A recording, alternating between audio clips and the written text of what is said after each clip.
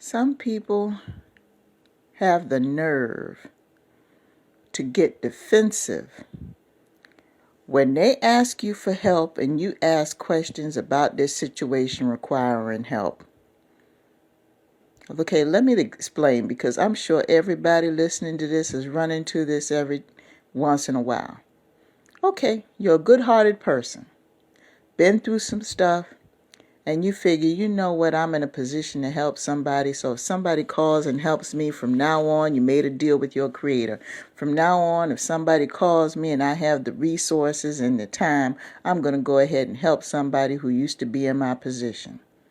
Nothing wrong with that mindset. Matter of fact, that's a good way to think. We need more people in the world to think that way, and we won't have so many people suffering. However, there are some people in this world who deserve to suffer based on their attitudes. Yeah, y'all heard me say it. And some of y'all who say, well, no one deserves to suffer. I beg to differ. Let me give you a scenario so that way you'll know what I'm talking about. Someone called me not too long ago. Hadn't heard from them in a while. They're a friend of the family.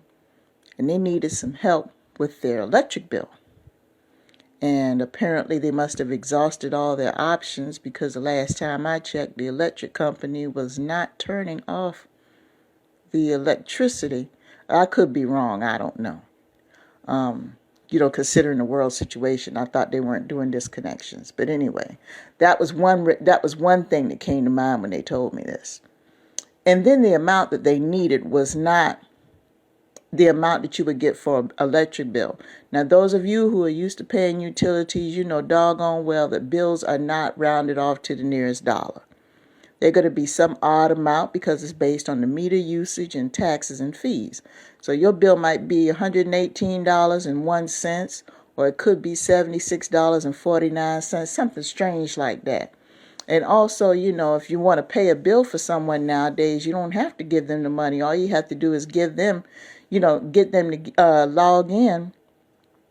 And, you get the login from them, and all you have to do is go ahead and pay on their behalf. Or you could go to a location, get the account number to the person at the location and say, I'm paying this bill on behalf of somebody, and they'll go ahead and do it. So you don't necessarily have to send money to somebody. I'm just letting you know. But this particular person apparently is, like I said, I hadn't heard from him in a while. He just called me out of the blue. So I figure, okay, they must be in desperate situation because I hadn't heard from him in a while. So, you're thinking in your mind, man, it must be serious. Let me go ahead and help him. So I'm sitting up here thinking in my mind, okay, I can move some money around. I can't give them everything that they needed, but let me see. I've got XYZ. Let me go ahead and see if I can give them that. In my mind, prepared to give it to them. So first thing I ask him, I'll be like, okay, is this a disconnect? What's the deadline? Well, I need to go ahead and get that right now. I said, well, what? I said, they're going to cut it off today, or they're going to cut it off tomorrow? I said, because I got to move some money around. Well, I don't know. What do you mean you don't know? See, this is the stuff, guys. That's why I always tell you, investigate. I've been in situations where I had emergencies before, and I knew what the deadlines were. I knew what number you had to call, and I knew who you needed to talk to, because I knew I needed this resource. Somebody calls you saying that they got problems with their lights or whatever the case may be, and they don't even know what the deadline is to turn the money in, something's up. And then also, they asked me for a round amount. They asked me for I forgot how much it was. I think it was $75 even or something like that. $75 even, yeah. Which I was like, okay. I said, well, you know what? I said, go ahead and pay it online. How about you go ahead and give me the account number? I said, because I've got the company on speed dial, because we have the same carrier, the same provider for electricity. I said, why don't you go ahead and give me the account number? And I said, I'll go ahead and call customer service, and I'll go ahead and pay on your behalf. I said, I'll go ahead and do that and knock that out for you. Well, I really need to go ahead and get the money from you because I'm on my way over there now. Over where? Our service provider doesn't have a central location. They have different locations. I said, well, by the time I get through trying to cash app you the money and everything, I could have paid the bill for you. So by this time, this little back and forth conversation, it took a couple of minutes. My radar started, my spotty senses kicked in. So something said, usually with me, when my spidey senses kick in, I start asking more questions. I said, well, they're going to cut you off over $75. I said, I thought they wasn't going to cut anybody off because of because of the world situation, because of what's going on. They weren't doing disconnects. Well, they're going to cut me off. I said, well, did you pay the bill last month? Why are you asking all these questions? See, I knew I shouldn't have called you. They just go off on me. I knew I shouldn't have called you, but I'm in a desperate situation right now and blah, blah, blah, blah, blah. I said, look, I just asked you a simple question. I just wanted to know if you can give me the account number so I could pay the bill on your behalf. I'm willing to help you. I said, but if you don't want to answer my questions, I said, and you're going to turn around and get an attitude with me, I said, you know what? I said, you need to call somebody else to help you or light some damn candle. I ain't got time for it. I don't understand you because, see, back in the day, da-da-da-da-da-da. See, this is what people do. This is what I'm trying to explain to you. Somebody calls you needing help, supposedly. And this is how you could differentiate between someone who really needs help and someone who's trying to con you, someone who's trying to play you. Someone needed help. First of all, they ain't in no position to have an attitude with nobody. They'll take whatever crumbs that they could take to get that situation taken care of, number one. So the attitude will be very humble. Number two, if you start asking basic questions as to, what the deadline is and who you need to contact and things like that, and they say they don't have any of that information, that's a huge red flag. There is no way that you're going to sit there and say that you're going to be evicted and that you need money and you don't know the name of the landlord, don't have the office number or anything to give to the person who's going to pay on your behalf. That's a lie. There's no way you're going to turn around and say you're going to have your electricity cut off, cable, phone, or whatever the case may be, and you don't even have any contact information to give to the person who's willing to pay the bill. If they're willing to pay the bill for you and this is what you really need, then you shouldn't have a problem with it. You should be thankful and leave it at that. But see, what you're doing is you're trying to get that cash money. They're trying to get that cash money out of you to serve whatever need they have. And whatever it is, it ain't no damn good. Because if it was an honest situation, they would have came straight out and said what it was. See, I would have been paying for somebody to put something in their veins or stick something up their nose or for them to buy some weed or something they ain't got no business doing. Something they ain't got no business doing. So you got to read the signs, people. You got to read the signs. And the third red flag is when you start asking questions about the situation so you could try to figure out how you're going to help them. They get an attitude with you. Short giveaway. So after I let them go on for 2 seconds, I say, well, are you finished now? Yeah, you got to understand I'm stressed out about this, that, and the other. I said, I'm asking questions because I'm figuring out the best way to do this. I said, because I'm not in a position right now to just get up and go somewhere. I said, I'm in the middle of something right now, and I saw you call, and I saw it was urgent. I said, I didn't recognize the number, but I recognized the area code, and it was somewhat familiar. I hadn't heard from you in a while, so I'm assuming that it is an emergency. I said, I'm asking questions because I'm figuring out the quickest way to deal with this since you don't have any contact information for me. But for the simple fact that you're going off on me like this, it makes me question whether or not I want to help you. But yeah, I see what you mean and everything else. I said, well, let me ask you another thing. I said, where's your husband at? Because this person was married, supposedly. Well, he's going through this, that, and the other, and we ain't got nothing. We don't know what's going on or anything like that. What you asking about my man for when you ain't even got a man? Whoa. I said, okay, you know what? I'm getting ready to hang up right now because something's wrong with you. I said, first of all, if you got a husband right there and you sitting up here trying to scrape up $75, and I say, you on the phone as a wife trying to call and get some doggone help. I say, is he trying to get some money? I said, he's supposed to be the head of the household, and he got you on the phone calling people. What's he doing to bring some money in? Y'all can't get $75 between the two of you. Y'all ain't got nobody to call. Y'all can't call 15 people and get $5. You can't call 7 people and get $10. You can't call 3 people and get $25. You can't call nobody. I said, I hadn't talked to you in over a year.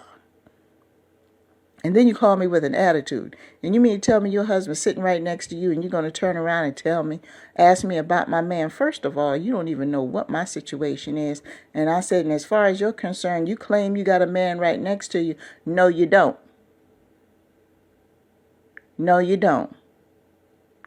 Because any real man's not going to sit there and allow his wife to try to pitch hit to keep what's going on in their house. He's the man. He's supposed to be taking care of the main responsibility. You're supposed to be a support. You're not supposed to be the main one trying to handle everything in the house. What is he doing? Is he not still working? Oh, I got crickets. I got crickets. But see, I say this to say this, y'all.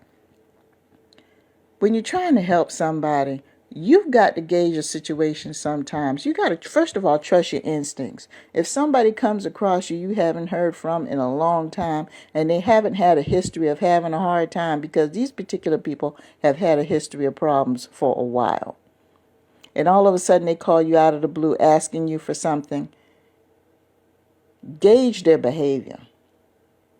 The average person is, if they're in a situation of dire straits, they would take anything that you would offer them in any fashion in order to keep things going. They wouldn't have time to argue with you. Don't help people that are argumentative. Don't. The type of help they need is not paying a bill.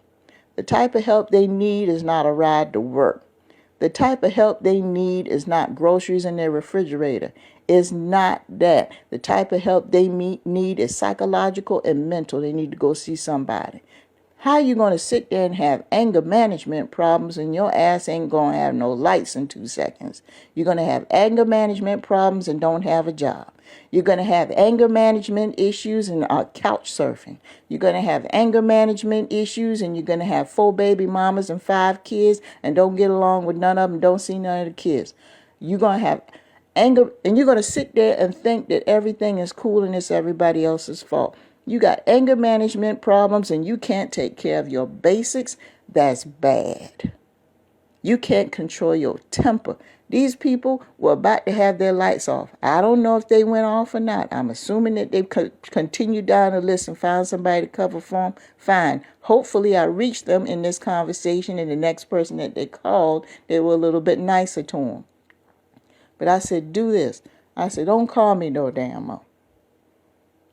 I said, because I'm trying to live a positive life here. I ain't got time for nobody's foolishness. I said, now I'm sitting up here trying to figure out how to help your silly ass, and you're coming out left field with all this crazy stuff. I said, I asked some questions. Let me tell you something. If you need something, you answer the damn questions from the person you need the help from and quit playing around. I said, but I ain't giving you shit. I said, see, I was sitting up here trying to figure in my mind how I could pay the bill for you. I was going to move some shit around for you. I said, but because you open your mouth, here come the victim attitude. I said, goodbye. I hung up. And lately I've had to hang up on a lot of people. I don't even know if it's because of the world situation or whatever it is. I don't care. But I have a life too. People don't have to do anything for you just because you hooping and hollering. And you sitting up there with a husband? You can't even answer my basic questions. The only thing I asked was, when was the money due? And if you could give me the account number, so maybe I'll go ahead and pay it on your behalf. That's all. And it turned into a 10-minute conversation about nothing, and you still didn't get shit from me. Some of y'all are trying to be nice. You've turned over this leaf and you figure, I'm going to serve people as much as I can because I know what it's like to be in that situation, frustrated and aggravated. But don't set yourself up to be disrespected. That's just not necessary. You don't have to set yourself up to be disrespected just because you want to give back. Sometimes you got to pick and choose who you give your resources to. You got to pick and choose. Because once they disrespect you, screw worrying about whether or not you were in their place. Because you don't have to give them shit. And I'm saying this because I'm trying to help some of y'all defend yourself. Some of y'all overextended and you're helping the wrong damn people. You're helping people that are inconsiderate, that are rude. They talk about you behind your back. They don't give you any respect, but because they probably have some kind of familiar rank, or their, son-in-law, daughter-in-law, I don't give a damn who it is. If they don't have any resources and don't know how to come to you with any respect, and they know that you got the resources, guess what? Their ass is going to be sitting in the dark. And hopefully they'll consider that a lesson. But some people, they don't have their emotions under control. They got anger management problems. They got anxiety problems and everything else. And speaking from experience, the only thing that's going to help is some therapy. You pay all the bills if you want to. They're still going to be off the chain. So just be careful who you give your resources to. And don't set yourself up to be disrespected on any account, because that's your blessing that was given to you by your Creator. And it wasn't meant for you to be throwing it away on ungrateful people. Just saying.